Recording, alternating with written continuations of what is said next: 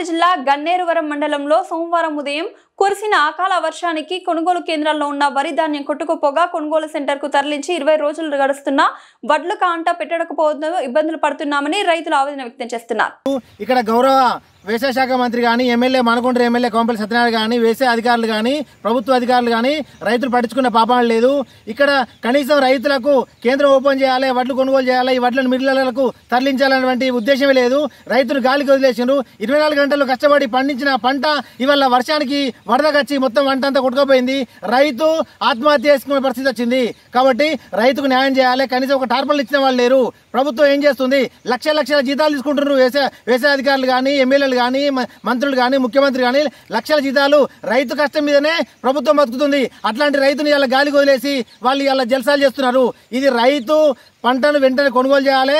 కొనుగోలు చేసిన 24 గంటల లోపలనే రైతుకు డబ్బులు అందించాలి. తడిసిన ధాన్యాన్ని కొనుగోలు చేయాలి. తడిసిన ధాన్యానికి వాళ్ళు నష్టపరిహారం కట్టియాలి. ఈ గన్నేరు మండల ప్రజల తరఫున మేము డిమాండ్ చేస్తున్నాం.